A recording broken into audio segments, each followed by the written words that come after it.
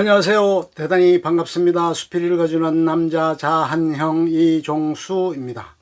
이번 시간은 599번째 시간으로 우아한 친구들이라는 글을 읽어드리도록 하겠습니다. 우아한 친구들. 한 종편 방송사에서 부부의 세계 후속편으로 현대 세상을 살아가는 중년들의 사랑과 우정, 기타 삶의 모습을 야심차게 그려내고자 하는 열망을 가득 안고 출발했다. 40대 중반의 5 친구가 드라마의 중심이었다. 궁철, 재훈, 형우, 춘복, 만식이었다. 궁철은 치킨 프랜차이즈 업체 본부장이고, 재훈은 이비인후과 병원 원장이고, 형우는 에로 감독, 영화 감독이다. 춘복은 보험회사 설계사와 외제차 딜러를 투잡하고 있다.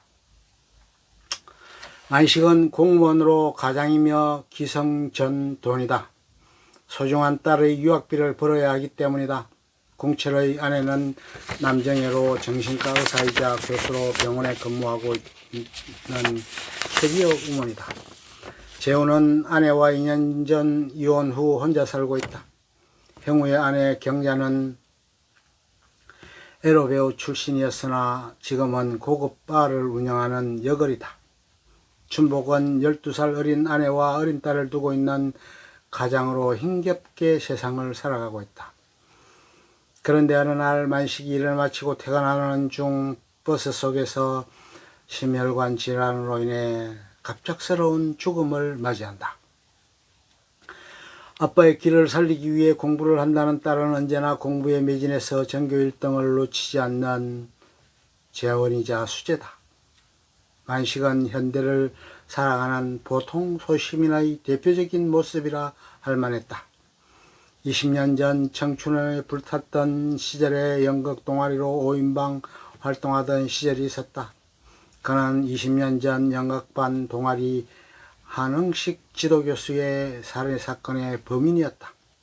연극반 동아리 5인방은 살인사건이 일어났던 시간 모두가 연극 공연의 최종 리허설 중이었다고 한결같이 대답했다.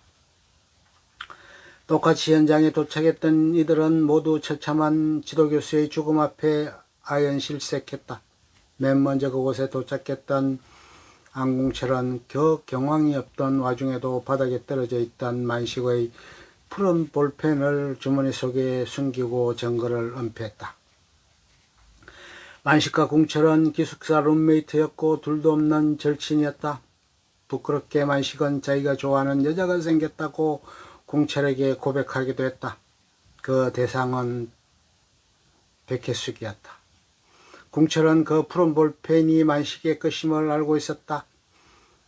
얼마 만의 세월이 흐른 후 그는 만식의 낙골당 영정사진에 그 볼펜을 올려놓기도 한다. 살인사건을 수사한 수사관들은 연극반 5인방 등을 경찰서로 소환하여 조사하고 신문했다. 그러자 5인방은 모두 최종 리허설을 했던 강장의 현장에 있었다고 증언을 하며 말을 마쳤다. 알리바이가 확실한 이상 살인범을 특정할 수는 없었다. 5인방 다음으로 경찰 조사를 받은 이는 백혜숙이었다. 그녀도 조사 후 혐의 없음 판정을 받고 풀려났다. 그러나 그녀는 그 이후 20년간 종적을 감춰 행적이 묘연했다. 여러가지 종잡을 수 없는 소문들이 꼬리를 물었다. 교수 부인 구영선은 남편의 추문 그리고 그에 이은 죽음과 치욕감, 수치감 그리고 모욕감을 견디지 못하고 목을 맸다. 그녀는 다행히 다른 사람이 현장에 일찍 발견함으로써 목숨을 건졌지만 기억상실의 아픔을 겪게 되었고 정신병원에서 20년 동안 입원 과료를 받는 상황에 처해졌다. 그 병원은 남정아이가 관리하는 병원이었고 자주 방문하여 환자를 돌보는 곳이기도 했다. 만식은 죽기 전 우울증을 호소하며 남정희에게 가서 상담을 받았다. 그리고 자신의 죄책감을 씻기 위해 구영선의 병간호를 하기도 했다. 그리고 그곳에서 간호사 도도애와 속을 터놓는 사이가 되기도 했다. 구영선은 헌신적인 간호와 보호를 받으며 안정감을 찾아갔고 행복해했다. 만식의 장례식이었다. 궁철등은 식장을 찾았다. 그곳에 처음으로 20년 전 5인방 곁을 떠났던 만인의 첫사랑 백혜숙이 돌아온다. 그리고 유난히 슬픈 모습을 보여준 도도에게 의심의 눈초리를 보내기도 했었다. 만식의 아내는 딸의 유학을 위해 캐나다로 이민을 준비한다. 그러던 중 남정혜와 만식의 통화 기록을 궁철에게 넘기기도 한다. 궁철은 정혜에게 어떻게 된 일이냐며 추궁하나 정혜는 환자를 관리했을 뿐이고 그 이상의 관계는 아니었음을 해명한다. 궁철의 아내 남정혜는 남부러울 것이 없는 삶을 살아가는 중이었다. 그런데 어느 날 갑자기 자신에게 주광산이라는 젊은이 그리고 남편에게는 그의 첫사랑 백혜숙이 나타나면서 소용돌이 속으로 빠져든다. 백혜숙과 최재훈은 자신들의 사랑을 되찾기 위해 의기투합했고 안궁철과 남정혜의 부부의 삶을 송두리째 뒤흔들기 위해 애쓴다. 백혜숙은 궁철에게 돈을 빌려달라고 간곡히 요청한다. 그러자 돈이 없는 궁철은 절친인 재훈에게 차용을 하고 그것을 백혜숙에게 빌려준다. 돈을 받은 백혜숙은 그것으로 사업자금으로 삼아 화영연화라는 술집을 연다. 백혜숙은 20년 전 MT를 가서 놀이에서 사발주를 마실 것을 걸리자 흑기사를 하겠다는 숱한 남자친구들 중에 궁철을 선택하고 그가 술을 마시자 곧바로 직진해서 뜨거운 키스를 날린다. 얼마 후 궁철이 입대를 한 후에는 그에게 면회를 가서 그에게 순결을 바친다. 그리고 후에 결혼하자고 언약을 한다. 재훈은 주광산이라는 골프 선수를 사죄하여 남정혜를 유혹하고 그녀를 괴롭힐 것을 사주받는다. 주광산은 어린 시절 잘나가는 집안에서 곱게 잘 자라나던 중 부모님의 사업 실패와 연이은 죽음으로 졸지에 고아가 되어 늦은 나이에 보육원에 보내진다.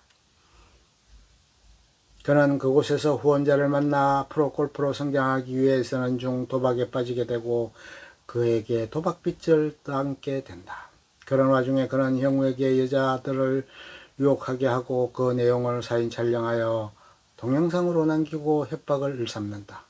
그리고 그것을 미끼로 경자에게서 돈을 뜯어낸다. 형우와 경자는 16년 전 만나 결혼했다. 이미 경자에게는 아들이 있었다. 그런 상태에 결혼을 한다고 하니 형우의 어머니는 의절을 하고 결혼을 하라고 출가를 한다.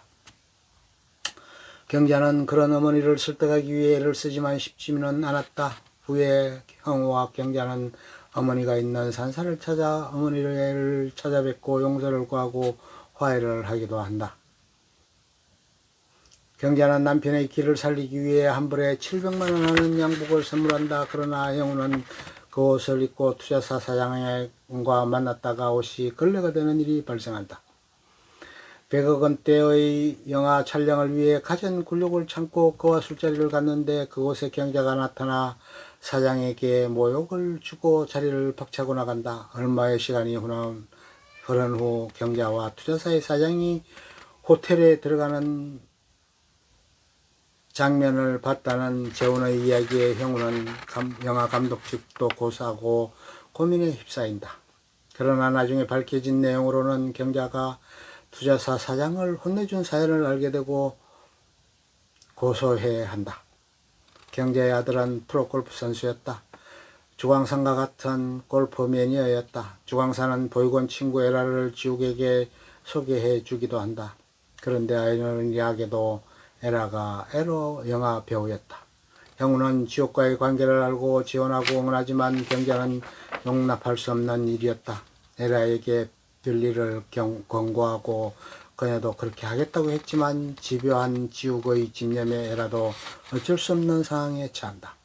집으로 에라를 초청한 경자는 에라에게 딸로 삼겠다고 한다. 지옥은 미국 PGA에 출전할 기회를 갖기도 한다. 춘복은 백화점 문화교실 강사로 일한 적이 있었다. 그때 문화교실의 수강자로 온 은실을 만나게 되고 둘은 꿈같은 연애과정을 거쳐 결혼한다. 그리고 딸을 낳는다.